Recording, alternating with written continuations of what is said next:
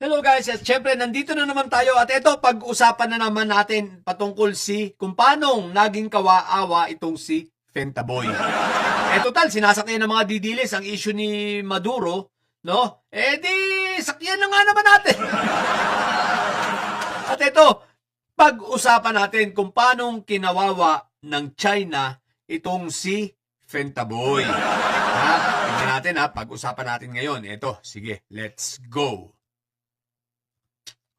Ayan, basahin natin. Ang sabi dito, China strongly condemns US use of force against Venezuela.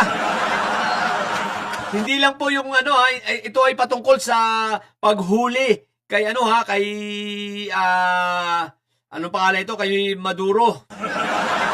Aba guys, kung babasahin mo pa ang marami pang mga articles at sa mga news agencies ng China, talagang sila ay napaka-concern pagdating kay Maduro. At kinokondena rin nila at tinuturing nilang pangingidnap ang ginawa kay Maduro. At ang China ay galit at naging vocal talaga sa US. At sinasabi nila na mali ang ginawa nyo ito kay Maduro.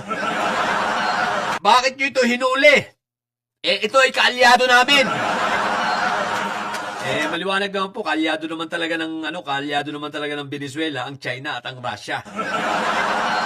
Pero ito guys, ang pinupunto ko, no? Dahil kaalyado nila, si Maduro, ang China sobrang concerned. At talagang naging vocal, nagsalita ng ganito.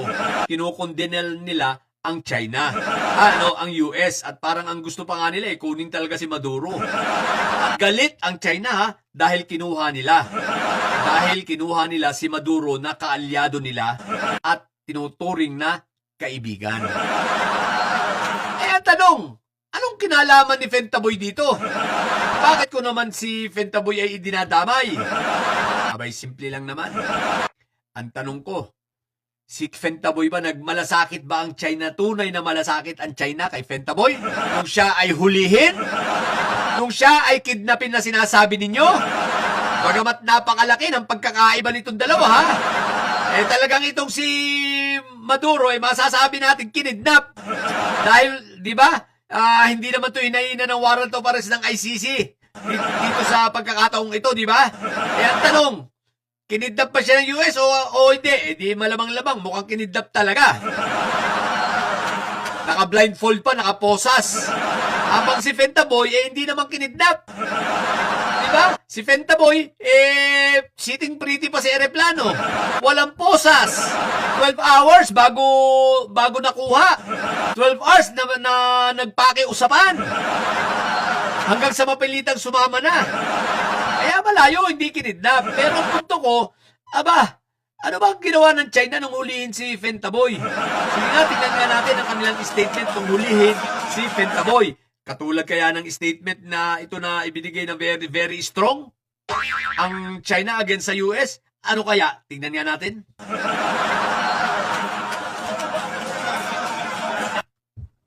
Ayan. Ang sabi rito nung hulihin si Fentaboy, China cautions. Doon pa lang, malaki ng pagkakaiba doon sa sa isa strongly, sila, anong tawag nito? Strongly condemned. Strongly condemned ang ginamit na salita rito doon sa China, pero doon sa kay Marudo, di ba? Pero dito sa kay Fentaboy, China cautions. Pinapaalalahanan ang ICC on politicization of the Duterte arrest. Ibig sabihin, pinaalalahanan lang na wag maging pamumulitika. Naku po, Rudy!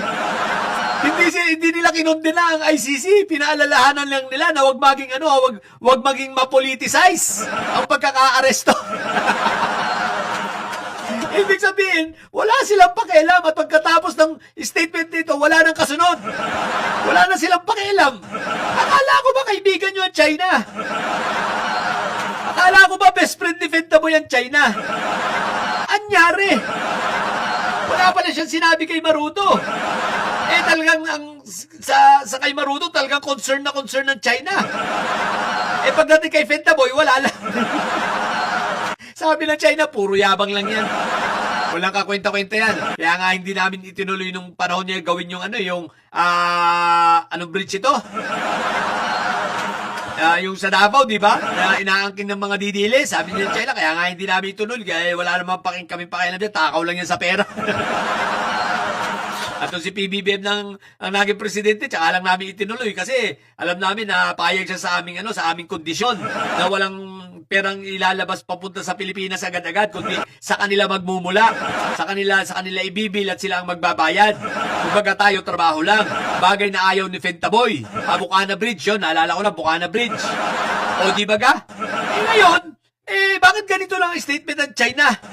Akala ko ba malakas si Fentaboy sa China? Anyari? Ha? Akala ko ba strong leader yan? Bakit nung ipahuli ng ICC at hulihin ng Interpol ang sabi lang ng China pinapaalalahanan namin kayo. Paalala lang ang ginawa ng China. Pero aside from paalala, wala na. Ibig sabihin nito, wala silang paki kay Fentaboy. Mga didilis, wala silang pakialam sa po ninyo. At hindi ninyo may pagkakaila na kay Maduro may pakialam ang China. Kay Fentaboy, walang paki. Katulad ng US, wala rin silang paki kay Fentaboy nyo. Kung may paki sila dyan, di sana kinuha na nila yan. Wala nga silang paki, kaya hindi nila kunin. Ang may pakilang kay Fentaboy ninyo, kayo lang. Kayong iilan lang kayong mga didilis. Sa kamay nila, 4,000 lang kayo, wala pa. Yung iba kasi nung mag-rally kasi kayo, yung iba ro magtitinda ng fishball, ng tubig. Isipin mo, kumuha ng permit sa rally ninyo, 4,000 lang kayo. Kung di pa kayo sasawsaw sa rally ng iba, hindi kayo magbumukhang marami. Di ba nag-rally kayo doon sa nung uli sa Liwasan Bonifacio, nyari sa inyo. Kunti-kunti. Tapos sa kailang rally kayo na, hindi pa kayo, 30 lang attendance ninyo. What the heck? So ito yung nagpapatunay, trolls lang kayo marami.